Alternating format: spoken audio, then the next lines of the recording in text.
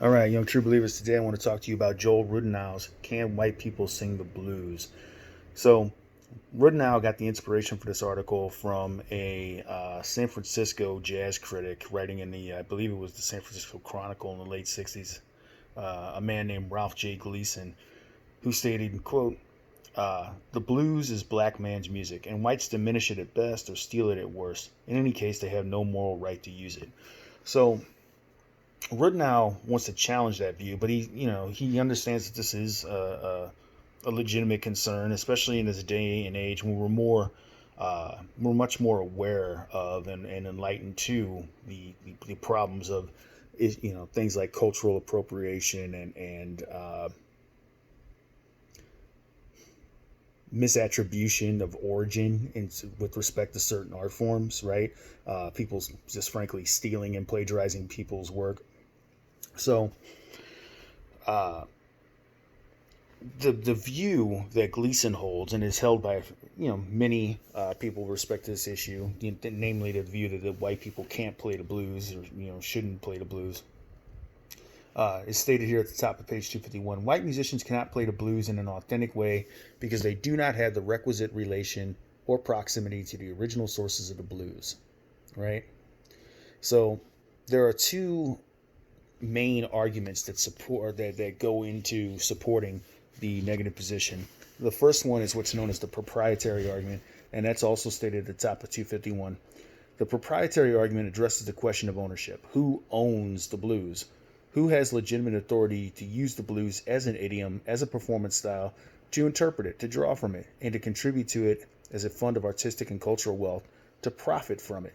The originators and the major innovative elaborators of the blues were in fact members of the African American community.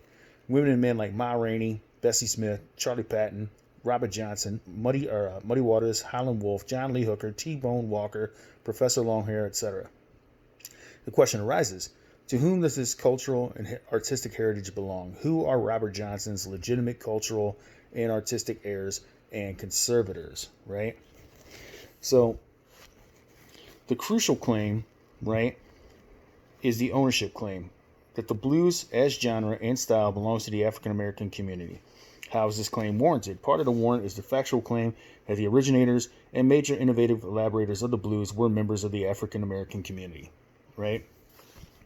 So that's the proprietary argument. There's a second part of the negative position. This argument is known as the experiential access argument. And this is stated at the top of page 253. Where the proprietary argument addresses the question of ownership, the experiential access argument addresses the questions of meaning and understanding, as these bear centrally on issues of culture, its identity, evolution, and transmission. What is the significance of the blues? Who can legitimately claim to understand the blues or to speak authoritatively about the blues and its interpretation? Who can legitimately claim fluency in the blues as a musical idiolect, or the authority to pass it on to the next generation? Who are the real bearers of the blues tradition? The experiential access argument says in effect that one cannot understand the blues or authentically express oneself in the blues unless one knows what it's like to live as a black person in America, and one cannot know this without being one, right?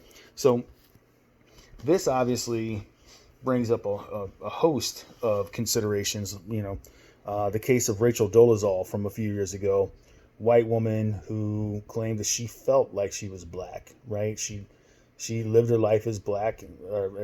She represented herself. She presented herself to the community as being a black woman when she, in fact, was not. And when she said, "Well, I've always felt like I'm black," she took a lot of flack for that, right? I mean, you can't really claim, it's argued, right, that you feel like this, so you are, because there are a host of considerations that go hand in hand with being a person of color in the United States that a white person cannot possibly, expect to deal with or experience, such as, for example, as we found out in the past few months, police brutality in a way that it just disproportionately affects communities of color, right? So another aspect of this this debate that Rudinow wants to consider is blues as code, right? And he cites a lot of the lyrics, and he cites this song by Muddy Waters, right? Got my mojo working, and Muddy talks about I got a black cat moan, right?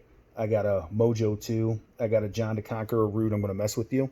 So those are all references to voodoo, right? Those are references to items that are used in voodoo rituals, and this was a black person's way of talking about things that they didn't want white people to know about or intervene in, right, or to undermine, right.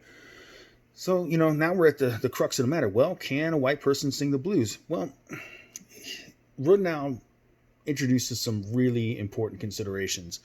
One is, with the exception of a young artist like Gary Clark, and there are a few others scattered around the United States, it is the case that, unfortunately and sadly, right, and I think I would make the argument this is due to budget cuts in education across the United States. The first thing that's always on the chopping block is the arts, right? The performing arts.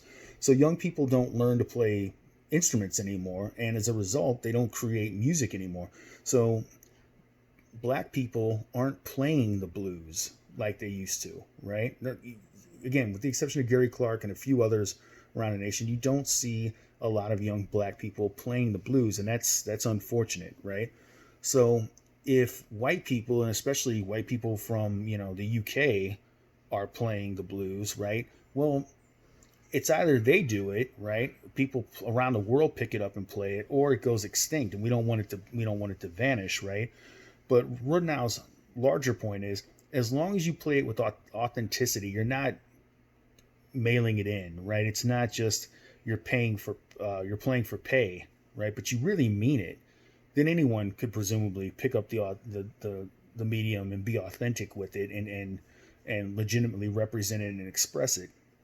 So leave your comments, gang. I think this is a really one of the best articles in the text. It's really thought provoking, and let me know what you think.